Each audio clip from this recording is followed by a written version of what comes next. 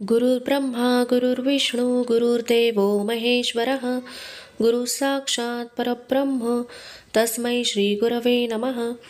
रसिक श्रोत्यांच्या चरणी सादर नमस्कार.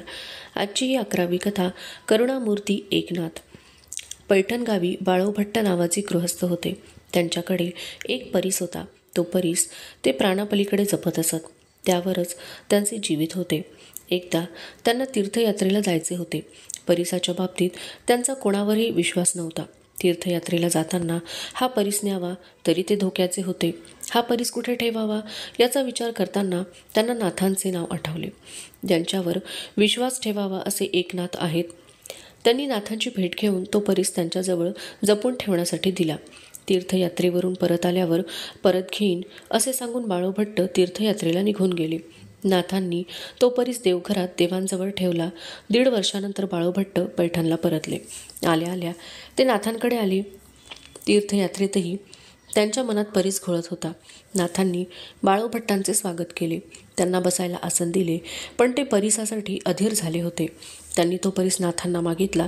नाथांना आठवले तो परीस आपण देवघरात देवांजवळ ठेवला होता. नाथ देवघरात आले. त्यांनी तो परीस शोधायला सुरुवात केली, परंतु तो परीस सापडला नाही. प्रत्येक देवमूर्ती तपासूनही तो परीस मिळाला नाही. नाथांना काय करावे ते कळेना. उद्धव रोज निर्माल्य गोळा करून ते गोदावरीत विसर्जित करतो. त्या निर्माल्यासोबत तो परीस गोदावरीत टाकला गेला असेल. नाथ बाहेर बाळू भट्टांसमोर आले. क्षमा करा मला, नाथ म्हणाले. तुमचा परीस मी नाही सांभाळू शकलो. देवांचं निर्माल्य विसर्जित करताना बहुधा तो परीस गोदेच्या उदरी गेला असावा. बाळू भट्ट भडकून गेले. ते म्हणाले, नाथ, ही साधी गोष्ट नव्हती. परीस होता परीस. अर्थ कळतो ना त्याचा? आलं माझ्या लक्षात. नाथ महाराज, आपण महादानी विरक्त म्हणून घेता स्वतःला, पण तुम्हालाही या परीसाचा मोह पडला. नाथ म्हणाले, आजवर मी दुसऱ्या कोणाच्या वस्तूची आसक्ती बाळगली नाही. तो परीस तुमच्या दृष्टीनं मोलाचा आहे खरा. माझी विनंती आहे आपल्याला, आपण माझ्या समवेत गोदावरीकडे यावं. मी तुमचा परीस शोधून देईन. बाळू भट्टांनी नाथांची विनंती मान्य केली. जाताना सोबत 4-5 लोखंडी वस्तू परीक्षा करण्यासाठी नेल्या. त्या दोघांसोबत उद्धवही निघाला. आपण निष्काळजीपणाने निर्माल्य विसर्जित केले, त्यामुळे नाथांना ऐकून घ्यावे लागले. उद्धव नाथांचे मोठेपण जाणत होता. त्याच्या डोळ्यांमधून सतत अश्रू ओघळत होते. तिघेही गोदातीरी आले. नाथांनी गोदावरीत एक डुबकी मारली. काही क्षणात ते काठावर आले. त्यांच्या हातात 4 गोल दगड होते. बाळू भट्टांनी 4ही दगडांची परीक्षा केली. 4ही परीस होते. नाथ म्हणाले, यातला आपला परीस घ्यावा. बाळू भट्टांनी एक दगड घेतला. पुन्हा परीक्षा केली. तो परीसच आहे याची खात्री झाल्यावर ते म्हणाले, हा परीस माझा आहे. नाथांनी हातातील उरलेले 3 दगड गोदेच्या पात्रात फेकून दिले. अहो, ते परीस आहेत असे फेकता काय? बाळू भट्ट उद्गारले, माझा परीस नव्हताच. जे माझ्याजवळ नव्हतं त्याचा मोह मी का करू? आपला परीस आपल्याला मिळाला. माझ्या दृष्टीनं अनमोल असलेला ईश नामाचा परीस माझ्या हृदयी मी जपून ठेवला आहे. तो हरवणार नाही. त्याचा नाश होणार नाही. तो चिरंतन आहे, शाश्वत आहे. बाळू भट्ट नाथचरणी मस्तक ठेवते झाले. ते उद्गारले, एकनाथ महाराज, मी आपल्याला ओळखलं नाही. अजाणतेपणी मी आपल्याला बोललो. मला क्षमा करा. नाथांनी त्यांना उठवले. मी आपल्यावर रागवलंच नव्हतो.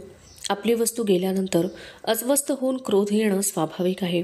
त्यात आपला काहीच दोष नाही. नाथ समजुतीनं म्हणाले. आपला परीस घेऊन बाळू भट्ट निघून गेले. उद्धवाने नाथचरणी मस्तक ठेवले. नाथांचे चरण त्याच्या अश्रूंनी भिजून गेले. नाथांनी त्याला प्रेमाने उठवले. दृढ आलिंगन दिले. मला क्षमा करा. मी काळजीपूर्वक निर्माल्य टाकलं असतं तर आज आपल्याला त्रास झाला नसता. उद्धव उद्गारला. नाथ त्याला थोपटत म्हणाले, उद्धवा, तुला मी या गोष्टीबद्दल बोललोच नव्हतो. तुझा दोष नाही. तू वाईट वाटून घेऊच नकोस. माझी पत्नी, तू अशी परीसाहून अनमोल संपत्ती आहे माझी. भगवंतानं दिलेली देणगीच आहे ती. माझ्या सद्गुरूंनी मला प्रपंचाचा परमार्थ करायला सांगितला. तुमच्या प्रेमळ मदतीशिवाय मी माझी साधना करू शकलो नसतो. जितुका आकार दिसत नाशिवंत जातलया, एक नाम सत्यसार बाऊगा पसार शिणतो. नामे प्राप्त ब्रह्मपद, नामे देह होय गोविंद. एका जनार्दनी नाम सर्व निरसे क्रोध काम. नाथांचे घर हे परमार्थाचे खरे मंदिर होते. वेळी अवेळी कोणीही अतिथी येत असे किंवा मुद्दाम पाठवला जात असे. नाथांविषयी ज्या लोकांना द्वेषभाव होता ते लोक अशा गोष्टी मुद्दाम करत असत. एकदा मध्यरात्रीच्या वेळी 4 पांतस्थ ब्राह्मण आले. त्यांना नाथांच्या घरीच पाठवून दिले. केवळ नाथच नाही तर गिरिजादेवी, उद्धव साऱ्यांनी त्यांचे स्वागत केले. पांथस्थानचे जेवण झालेले नव्हते, ते क्षुधित होते. नाथ आणि उद्धवाच्या मदतीने गिरिजादेवींनी मध्यरात्री स्वयंपाक केला. त्यांना जेवू घातले. सकाळी स्नानासाठी गरम पाणी, पिण्यासाठी दूध. नाथांघरचा पाहुणचार घेऊन ते पांथस्थ तृप्त झाले. जाताना ते गहीवरून गेले. गिरिजादेवींनी त्यांना तहान लाडू, भूक लाडू बांधून दिले. अशी देवी त्या पांथस्थांनी पाहिली नव्हती. गिरिजादेवी त्यांना साक्षात मातेच्या जागीच भासू लागल्या. जे जे लोक नाथांच्या घरी येऊन गेले ते लोक याच अनुभूतीने धन्य झाले. त्र्यंबकेश्वरी आदिनाथ नावाचा ब्राह्मण होता. त्याला कुष्ठरोग झाला. औषधोपचार झाले. विविध वैद्यांनी सांगितलेले विविध उपाय त्याने केले, पण त्याचा रोग हटेना. या रोगाने तो पार त्रस्त झाला होता. शेवटी तो रोग जावा म्हणून त्याने शंकराचे अनुष्ठान केले. अनुष्ठानाची सांगता झाली. त्या रात्री त्या ब्राह्मणाच्या स्वप्नात स्वयं शंकर आले. त्यांनी सांगितले, तू पैठणला जा. तिथे एकनाथ म्हणून सत्पुरुष आहेत. त्यांनी जर आपल्या परोपकारांचे म्हणजेच सत्कर्मांचे पुण्य तुला दिले तर तू या रोगातून मुक्त होशील. दुसऱ्या दिवशी सकाळी तो पैठणला निघाला. मजल दरमजल करत तो तिसऱ्या दिवशी मध्यान्हकाळी नाथ महाराजांच्या वाड्यासमोर आला. नाथ महाराज त्यावेळी काकबळी ठेवण्यासाठी बाहेर आले होते आणि आदिनाथाने हात जोडून आपली हकीकत रडत रडत सांगितली. आपण जर आपल्या सत्कर्मांचं पुण्य मला दिलं तर मी रोगमुक्त होईन. आता सगळं आपल्या हाती आहे, असं तो म्हणाला आणि ओंजळ पुढे करून थरथरत उभा राहिला. नाथांनी पळी पंचपात्री आपल्या हाती घेतली आणि सर्व सुकृतांचे उदक त्याच्या हाती सोडले. बघता बघता आदिनाथ रोगमुक्त झाला. त्याने नाथांच्या पायांवर लोळण घेतली. नाथांनी त्याला घरात नेले. स्नानासाठी गरम पाणी दिले. स्नानानंतर त्याला भोजन दिले. भोजन करून आदिनाथ परत निघाला.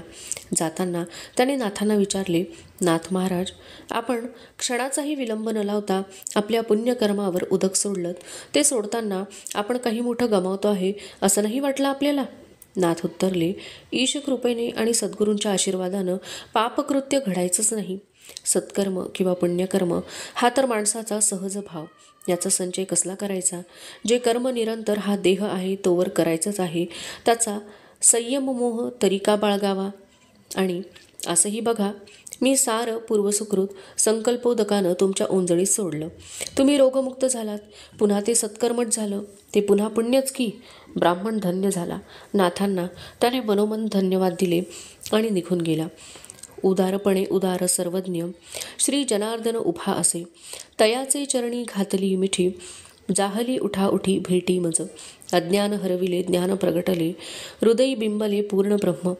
एका जनार्दनी नित्यता समाधी. वाऊग्या उपाधी तोडी येल्या. एके रात्री नाथांच्या घरी चोर घुसले.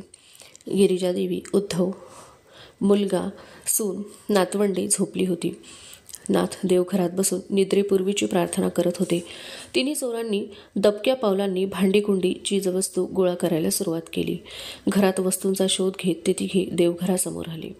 पाहतात तो नाथ देवांसमोर बसलेले होते. एकाएकी त्या तिघांचे डोळे गेले. त्यांना काही दिसेनासे झाले. ते पार आंधळे झाले. त्वरेने जाण्याच्या प्रयत्नात ते तिघेही एकमेकांना थडकून पडले. हातातली भांडी आणि वस्तू साऱ्या गोष्टी जमिनीवर पडल्या. मोठा आवाज झाला. हरी, उद्धव, गिरिजादेवी सारे जागे झाले. कंदील लावले गेले. हरी आणि उद्धवाने चोरांना पकडले. नाथ महाराजही देवघरातून बाहेर आले. हरी आणि उद्धव चोरांवर ओरडले. त्यांना ते मारणार तेवढ्यात नाथांनी त्यांना थांबवले. थांबा, मारू नका त्यांना, नाथ म्हणाले. आपण कोण? त्यातला एक म्हणाला, आम्ही चोर आहोत. आम्ही आपल्या घरी चोरी करायला आलो तेव्हा आम्हाला दिसत होतं. आता मला काही दिसत नाही. मलाही दिसत नाही. दुसरा म्हणाला, मीही आंधळा झालोय. तिसरा म्हणाला, थांबा नाथ महाराज प्रेमाने म्हणाले. त्यांनी त्यांच्या डोळ्यांवरून हात फिरवला. आता दिसतंय का? तिघांनाही दिसू लागले. नाथांनी आपल्या बोटातली अंगठी काढून त्यातल्या एकाच्या हाती दिली. तुम्ही गोळा केलेल्या वस्तू तर न्याच, पण ही अंगठीही घ्या. हिची किंमत जास्त येईल. खूप कष्ट करता, धोका पत्करता. तुमची जेवणं झाली आहेत का? नाथांनी विचारले. तिघांनीही नाथचरणांवर लोळण घेतली. आम्ही चुकलो. आज आम्हाला नव्यानं दृष्टी लाभली. आजवर चोऱ्या केल्या, पापं केली, आता नाही करणार. जे हातपाय आणि बुद्धी चोरीसाठी वापरली त्यांचाच वापर आता कष्टासाठी होईल. चोरांनी नाथचरणांची शपथ घेतली. उद्धव आणि हरीच्या मदतीने गिरिजादेवींनी स्वयंपाक केला. नाथांनी त्या तिघांनाही मोठ्या आग्रहाने जेवायला घातले. जेवताना त्या तिघांच्याही डोळ्यातून अश्रू वाहत होते. जाताना त्यांनी पुन्हा चोरी न करण्याचे वचन नाथांना दिले. ते तिघे निघून गेले. हरीने उद्धव नाथांसमोर आले. बाबा, मी त्यांच्यासमोर काही बोललो नाही, पण आपण हे काय भलतंच केलं. मी तरी त्यांना चांगलाच मार देणार होतो. हरी म्हणाला. नाथांनी मंदस्मित केले. ते म्हणाले, आजवर त्यांनी अनेक ठिकाणी चोऱ्या केल्या असतील, अनेक ठिकाणी मार खाल्ला असेल, कारागृहात त्यांचं जाणं येणं झालं असेल. यामुळं वृत्तीत फरक पडला का? त्यांनी त्यांची वृत्ती सोडली का? त्यांनी त्यांची चौर्यकृती सोडली नाही. आपण आपली ईशदत्त क्षमावृत्ती का सोडायची? आणि आता ते चोऱ्या करणार नाहीत. त्यांना चौर्यकर्मानंतर चांगलीच वागणूक मिळाल्याचा अनुभवच नाही. ज्याचा अनुभव नव्हता तो त्यांनी घेतला. धाक, धपटशा किंवा मार यापेक्षा प्रेमवचनाचा परिणाम मनावर अधिक होतो. गिरिजादेवींनी पतीचे बोलणे ऐकले. त्यांच्या डोळ्यात अश्रू उभे राहिले.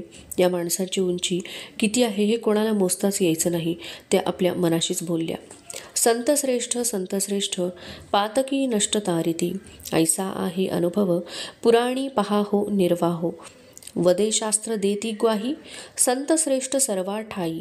एका जनार्दनी संत, ब्रह्मादिका न कळे अंत. धन्यवाद.